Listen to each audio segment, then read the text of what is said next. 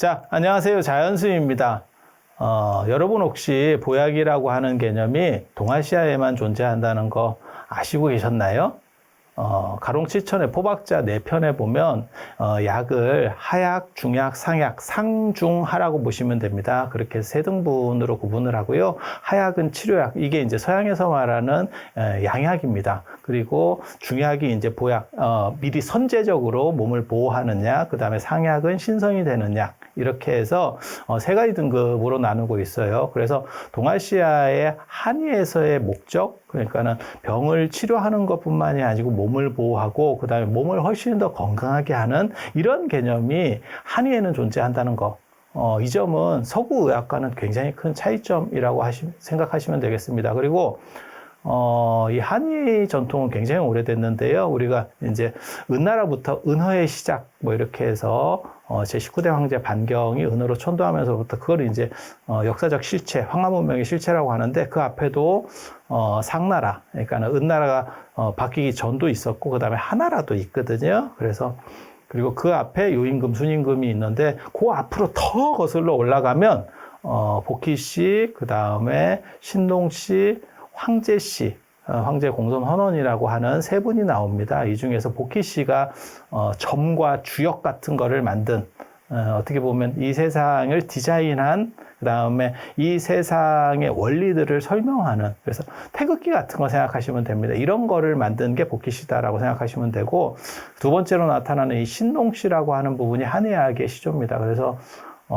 후한부터 위신남북주 시기 정도쯤에서 만들었을 것 같은 신동본초 같은 경우도 어떻게 보면 신동에게 가탁한 거고, 그래서 신동을 의학의 신이라고도 생각을 할 수 있는 뭐 그런 분입니다. 그래서 썰에 의하면 뭐 하루에 70번 정도 약초 같은 것들을 먹어보다가 뭐 중독도 됐었고 깨어나기도 하고 했었다는, 그래서 동아시아 의학의 어떻게 보면 시족적 인물이 신동이고, 그 다음에 황제 공손헌원이라는 분은 중국 화하민족의 시조, 우리식으로 하는 당군 같은 분입니다. 그래서 이 한의학의 언어를 신동에게 둔다라고 하는 것은 동아시아 문명의 시작과 더불어서 이 한의학이 존재하고 있었다라고 하는 아주 재미있는 발상입니다. 이와 마찬가지로 인도에서도 이런 전통의학이 있어요. 그래서 인도 문화를 대변하는 게 지금으로부터 한 3600년 전쯤, 3700년 전쯤 해가지고 사베다라고 하는 게 있습니다. 4가지의 베다. 성스러운 문헌, 그 다음에 이게 지혜 문헌이라는 뜻이거든요. 그래서 그게 이제 리그베다, 사마베다, 그 다음에 아주르베다, 그 다음에 아타르바베다, 뭐 이렇게 해서 그게 이제 인도 신들에 대한 찬가인데요.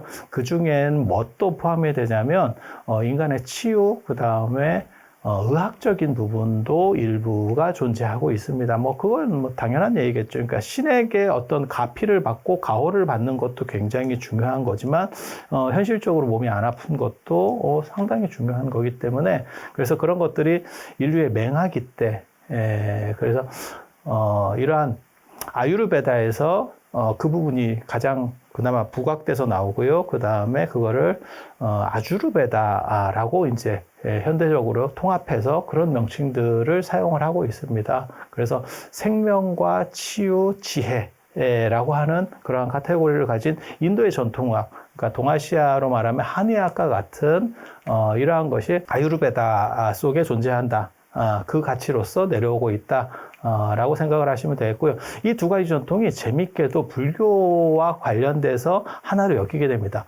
불교는 아시다시피 인도에서 발생해서 실크로드를 타고 동아시아로 이렇게 넘어오게 되잖아요. 그 과정에서 이제 전도사, 그러니까 승려들, 전도하는 승려들에 의해서 의술도 일부가 넘어오게 됩니다. 그래서 우리가 흔히 아는 뭐 소림사 이러면 굉장히 무술에 능하고 뭐 이러고, 그 다음에 소림사 이야기를 조금 아시는 분들은 뭐 달마, 역근경 이런 얘기 하는데 실제로 그런 것도 인도적인 것과 연관이 된다라고 하는 연구들이 있어요. 그러니까 무슨 생각하시면 되냐면 구한말 때 선교사가 들어왔는데 그 선교사가 과학적 지식에 대해서도 어느 정도 이해를 하고 있고 의학적 지식에 대해서도 이해를 하고 있다라고 생각을 하시면 돼요. 그리고 예전에는 지식인들은 의학까지도 다 같이 공부를 한다고 생각하시면 돼요. 지금은 파트들이 다 나뉘어서 그 한의하는 분, 그 다음에 뭐 양의하는 분, 이렇게 이런 것들은 다 전문직이라고 생각하지만 실제로 조선시대까지만 해도 한의와 관련돼서 상당 부분을 유생들이 했습니다. 그래서, 동의보감보다도 어떻게 보면 더 많이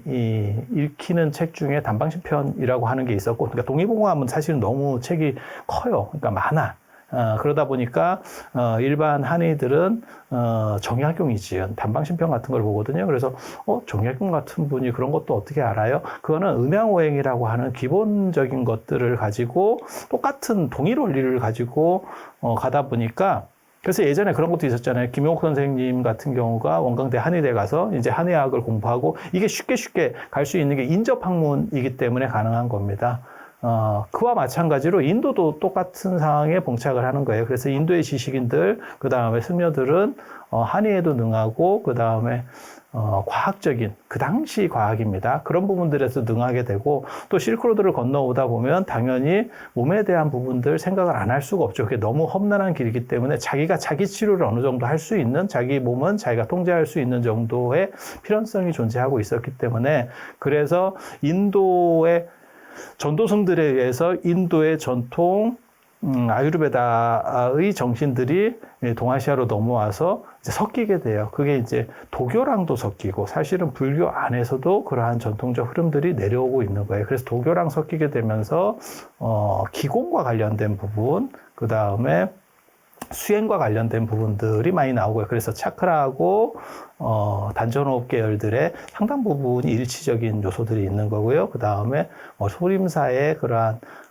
어떤 형태, 요즘으로 말하면 요가라고 보시면 됩니다. 요가도 이제 정신적 요가가 있고, 그 다음에 형태적 아사나 요가, 몸 중심의 요가, 이렇게 두 가지가 사실은 있거든요. 그리고 인도 사람들이 원래 중심으로 잡는 거는 정신적 요가예요. 그런데 우리나라는 현재까지는 몸 중심 요가를 바탕으로 하고 있습니다. 그리고 그런 것들이 왜 이러한 수행자 문화에서 더 발전하게 되냐면, 사실은 정신 집중만 하고 있다 보면 몸 자체가, 인간은 동물이다 보니까 계속해서 근육들을 여러 가지를 써줘야 되는데, 한 자세만 계속, 이렇게 앉아만 있으면 어떤 문제가 벌어지냐면 몸이 무너지게 되겠죠. 그래서 그런 것들을 단시간 내에 풀어주는 것, 그런 것도 이제 요가 자세가 되는 겁니다. 그러니까 요가는 원래 정신적인 거고, 실제로 그러한 풀어주는 것들을 단시간 내에 하다 보니까 그것들이 이제 자세 요가로서 발전하는 거예요. 그래서 불교에도 요가 학파가 있고요. 요가를 유식학파라고 합니다. 그래서 요가 유식이라는 표현을 쓰고요. 그 다음에 인도 육파 철학에서도, 힌두교 안에서도 요가 학파가 있습니다. 굉장히 재밌습니다. 그래서 그러한 인도의 아유르베다의 전통과 그 다음에 한의학적인 전통들이 사실은 불교를 통해서 이렇게 정립이 되고, 영덕군이라고 하는 데가요, 경북 영덕이 굉장히 재밌게도 거기가 나홍 화상의 탄생지입니다. 나홍 스님이라고 하시는 분은 고려를 대표하는 보조국사 진울 스님과 더불어서, 보조국사 진울 스님이 고려 중기를 대표하는 선승이라고 하면, 그 다음에 고려 후기를 대표해서는 이 나홍 스님이 있습니다. 실제로 이 나홍 스님 같은 분은 나중에 이제 무학대사, 그 다음에 화남 혼수 스님, 이런 식으로 계보들이 내려가면서 지금 현재 조계종이 어떻게 보면 종조와 같은 역할, 저는 그렇게 생각을 합니다.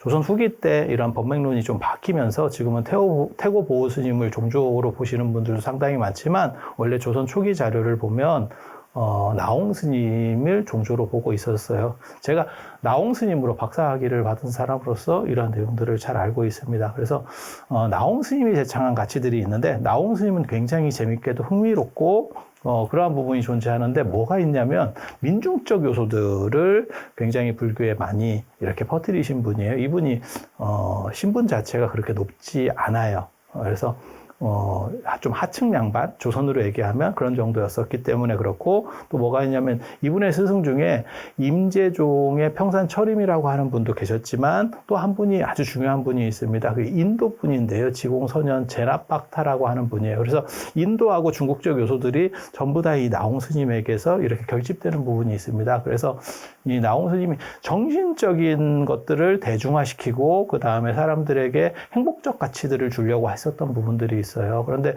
영덕군에서 아주 흥미롭게도 지금 웰리스 축제라는 거를 합니다. 그래서 한의학과 아주르베다를 중심으로, 그리고 그것이 나홍과 관련된 부분까지도 연결시켜서, 그래서 지금 아시는지 모르겠는데 2030년 우리나라 평균 기대 수명이 남성이 84세, 그 다음에 여성은 90세까지. 그러니까는 그때쯤에 태어나시는 분들은 평균으로 90을 여성 같은 경우는 올라간다는 얘기예요. 예전에는 일찍 돌아가시는 것 때문에 굉장히 좀 문제들이 있었죠. 두보의 곡강시, 당나라 두보의 곡강시에 보면 인생 70 고래이, 70을 사는 것은 고금에 굉장히 드문 일이다 라고 하던 시절도 있었고, 서경의 홍보편에 보면 오복이라 그래서 거기에서 그러니까 수명이 첫째고요. 수, 부, 강령, 류호덕, 고종명 이렇게 5개가 나오는데 그 중에서 장수하는 거를 제일 좋은 걸로 여겼습니다. 그런데 지금은 다 장수가 일반화된 시절이 되는 거예요.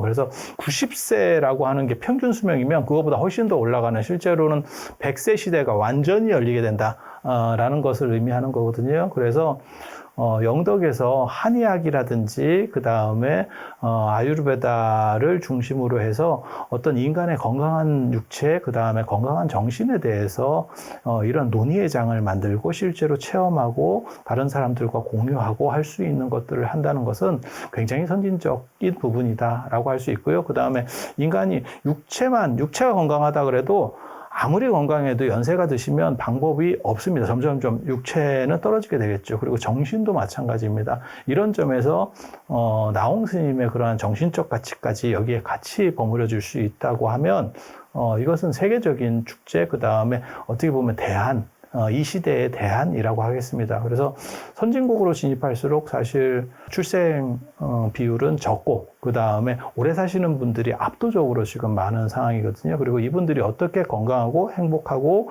그 다음에 자신을 즐기면서 살 수 있는지에 대해서 우리가 사실 모색해 보는 게 현대사회의 화두라고 하겠습니다. 그리고 이 부분과 관련해서 지금 10월 8일, 10월 9일에 걸쳐서 인문 힐링센터 여명이라고 하는 곳에서 지금 이런 웰리스 축제가 개최가 되니까요.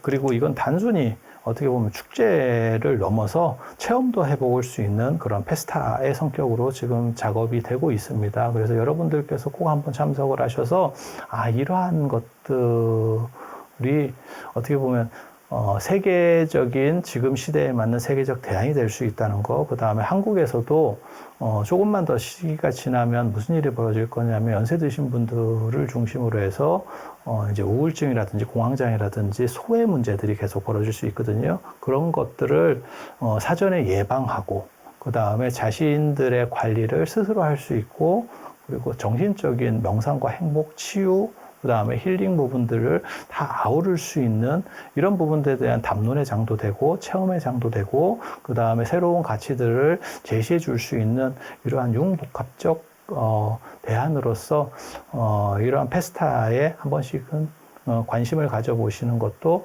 굉장히 좋을 거라는 생각을 합니다.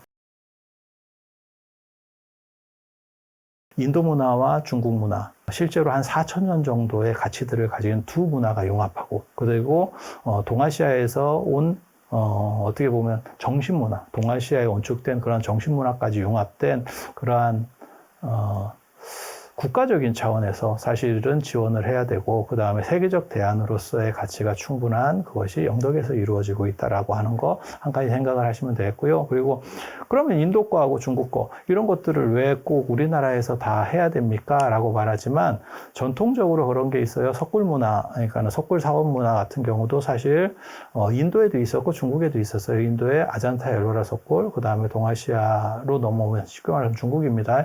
중국 쪽으로 넘어오면 온광석굴, 용문석굴. 그렇지만 그것들의 정신들을 다 축출해서 맨 마지막에 마치 열매와 같이 만들어내는 게 석굴암이거든요. 그리고 이러한 전통적인, 그러니까 인도 문화권과 중국 문화권의 전통적인 아유르베다나 그 다음에 한의학 같은 그러한 가치들, 의학적 가치들이 사실은 우리나라에서 맨 마지막에 결실을 맺게 되는 거죠. 그래서 만들어지는 게 아시다시피 2009년에 유네스코 기록유산으로 만들어지는 동의보감입니다. 그래서 우리는 앞에 것들을 전부 다 가져다가 최고로 집대성해서 최상의 가치를 만드는 그러한 훌륭한 문화가 있습니다. 그래서 불교를 얘기할 때도 흔히 우리가 그렇게 얘기하거든요.